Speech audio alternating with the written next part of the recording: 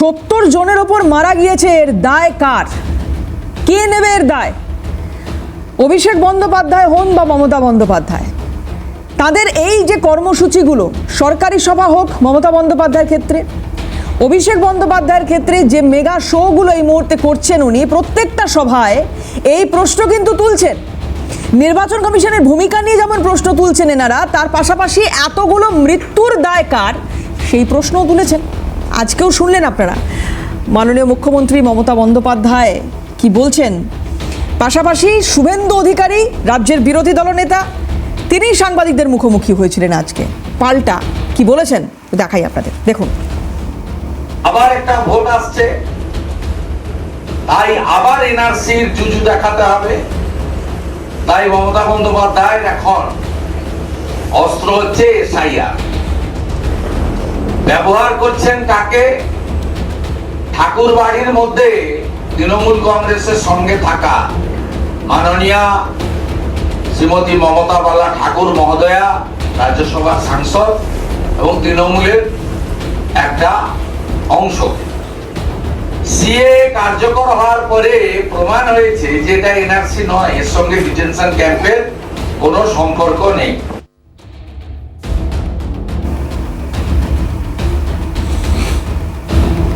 শুভেন্দু অধিকারীর বক্তব্য আপনারা শুনেছেন। উনি যে চিঠি দিয়েছেন সেটা নিয়েও বক্তব্য রয়েছে, আমি সেগুলোতে আসবো, কিন্তু তার আগে আমাদের সঙ্গে আজকে যারা প্যানেলে উপস্থিত রয়েছেন এবার তাদের সঙ্গে আলাপ করাই। আমার সঙ্গে রয়েছেন স্টুডিওর বাইরে থেকে রাজনৈতিক বিশ্লেষক অমিতাভ কাঞ্জিলাল। প্রথমে অমিতাভ দাকে স্বাগত জানাবো আমার অনুষ্ঠানে।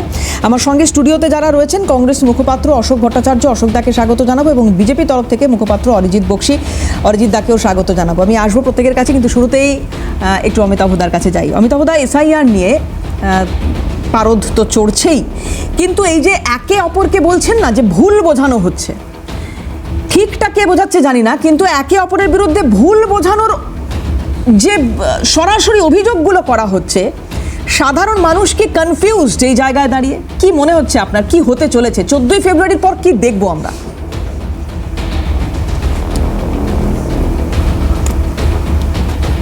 আসলে এটা খুব গুরুত্বপূর্ণ একটা প্রশ্ন তুলে এনেছো দেবারতী।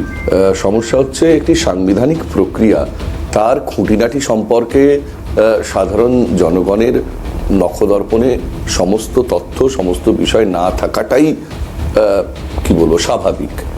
এবার যারা জনগণের সেবা করবেন বলে, জনগণের স্বার্থে রাজনীতি করবেন বলে ময়দানে নেমেছেন, তাদের উচিত স্বচ্ছভাবে জনগণের সামনে এটা তুলে ধরা যে প্রক্রিয়াটি কি, তাতে আপনার কি ভূমিকা হতে পারে, আর যদি কোনো কারণে এই প্রক্রিয়ার জন্য আপনি ক্ষতিগ্রস্ত হন তাহলে কিভাবে বিচার চাইবেন এবং সেই বিচারের পদ্ধতিটি কত সময় লাগতে পারে ইত্যাদি সবটা খুব স্পষ্ট করে ব্যক্ত করা। কিন্তু রাজনৈতিক দলগুলোর আগে এই দায় কিন্তু নির্বাচন কমিশনের নিজস্ব, তার কারণ প্রক্রিয়াটি সে পরিচালনা করছে। ঠিক যেইভাবে নির্বাচনের আগে বিভিন্ন জায়গায় ক্যাম্পেইন করে নির্বাচন কমিশন জানিয়ে দেয় যে নিজের ভোট নিজে দিন, কারোর দ্বারা প্রভাবিত হবেন না, এই করা অপরাধ, এইগুলো ইলেকটোরাল বিহেভিয়ারের মধ্যে পড়ে না, ইত্যাদি ইত্যাদি, তার যে কোড অফ কন্ডাক্ট তা জনগণের সমক্ষে তারা তুলে নিয়ে আসে প্রচারের মাধ্যমে। এসআইআর সম্পর্কেও সেটা করাটা বাঞ্ছনীয় ছিল, সেখানে সেটা ঘটেনি বা ঘাটতি হয়েছে। যে পরিমাণে প্রচার করা উচিত ছিল সেই পরিমাণ প্রচার করা হয়নি, একটা ঘাটতি দেখেছে।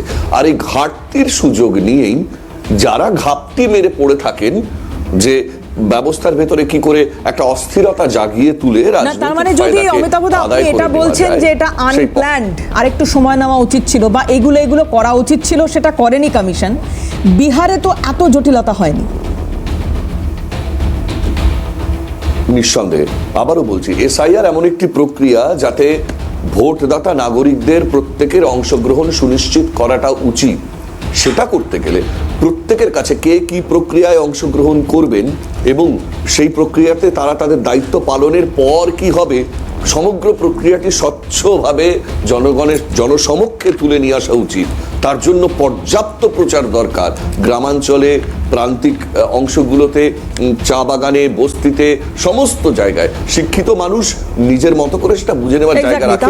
তাহলে অমিতাভ দা, আপনার কথা শুনে যেটুকু মনে হচ্ছে যে এটা করেনি নির্বাচন কমিশন, ফলে কিছু মানুষকে সমস্যার মধ্যে পড়তে হচ্ছে। কিন্তু তারপরেও শুভেন্দু অধিকারী যে চিঠিটা ইলেকশন কমিশনে পাঠাচ্ছেন, সেখানে উনি বলছেন যে আপনারা যেটা করছেন, মানে আমি যদি লাইন বাই লাইন না বলে জিসটা বলার চেষ্টা করি, যে না, নির্বাচন কমিশন যেটা করছে সেটা সঠিক করছে। যদি সেটা হয়ে থাকে, মানুষের যদি বুঝতে কোথাও ভুল থাকে, আমি আসছি অমিতাভ দা, মানুষের যদি বুঝতে কোথাও ভুল হয় নির্বাচন কমিশনের কিছু পদক্ষেপের কারণে, তাহলে তো সেটা বিজেপির জন্য মাথা ব্যথার কারণ হওয়া উচিত। সুদীপ রাহা তৃণমূলের তরফ থেকে আমাদের সঙ্গে ইতিমধ্যে যোগদান করেছেন। সুদীপ, তৃণমূল মুখপাত্র, সুদীপকে স্বাগত জানাবো। সুদীপ, আমি একটু তোমার কাছ থেকে জানার চেষ্টা করব যে যদি এটা হয়ে থাকে, যদি নির্বাচন কমিশনের কাছে যে চিঠিটা শুভেন্দু অধিকারী পাঠিয়েছেন সেখানে এই কথা শুভেন্দু অধিকারী বলে থাকেন যে না, যেটা হচ্ছে সেটা ঠিক হচ্ছে, কোনো অসুবিধা নেই, কিন্তু আনপ্ল্যান্ড আরও প্ল্যান করা উচিত ছিল, আরও সময় নেওয়া উচিত ছিল, এই যেটা তৃণমূল কংগ্রেসের তরফ থেকে বারবার বলা হয়েছে, সমস্যা তো তাহলে বিজেপিরও হবে।